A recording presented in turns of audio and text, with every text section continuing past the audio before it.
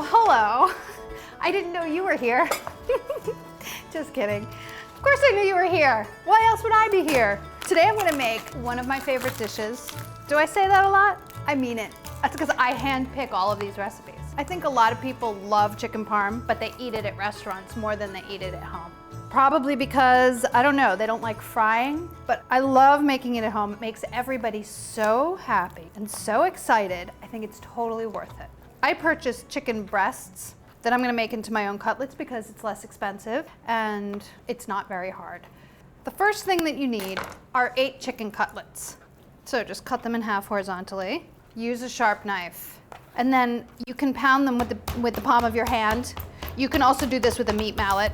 If you're doing a lot, it can get a little painful, but they don't have to be super duper thin. Also, you might want to trim any fat that you find. You will notice that I'm working on a board on top of a board. That's so that I can, first of all, use this to transport my chicken around, but also put this board directly into the dishwasher. Notice I did not touch the knob with my hand. Clever, huh? Otherwise, then you have to wash the knobs, right? I gotta get my breadcrumbs. 3/4 cup of breadcrumbs, approximately. I mean exactly. And 3/4 cup grated Parmesan cheese. Same equal amounts. Mix those together. And this is your coating for your chicken Parmesan. And then eggs, 2 eggs. And then just whisk them. I don't wanna touch it again, so I am going to use handy dandy tongs. Spread them out, season them. Coarse salt, my fave, really good for sprinkling. Spreads out really well. That's why we like to use them in the test kitchen. A little bit of pepper. Now for the coating. First the egg, turning to coat. Then you lift it up, let the egg drip off. Otherwise there'll be clumps in your coating. And then straight into your breadcrumb mixture. Turn to coat. Sometimes I turn them twice. Just keep on doing that till they're all coated. About 2 cups of sauce in the bottom of a baking pan.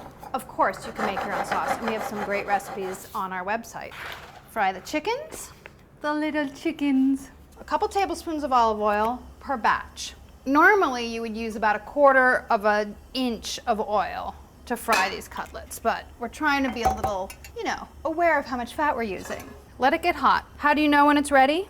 Take a pinch of breadcrumbs. Now put a pinch in. See how it starts sizzling right away? That's how you know it's done. So I'm gonna start adding my chicken. That noise, that bubbling, that's what you wanna hear. If your oil is too cold when you're adding your chicken, it will absorb all the oil, it will be greasy, it won't brown, it'll be disgusting. If it's the proper temperature when you add it, it will hardly absorb any oil. It will be crunchy and delicious, and everybody will be clamoring for more. Turn these over, nice and golden. You know what helps make them golden? The cheese. That really helps. This really shouldn't take more than 1 or 2 minutes per side.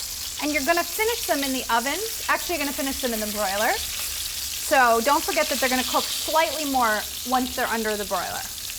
Yeah, baby. These are ready. Straight into the pan with the sauce. You could drain a little of the oil if you wanted to, but it shouldn't have absorbed that much. Like I said, the oil is nice and hot. Okay, just one last finishing touch for these.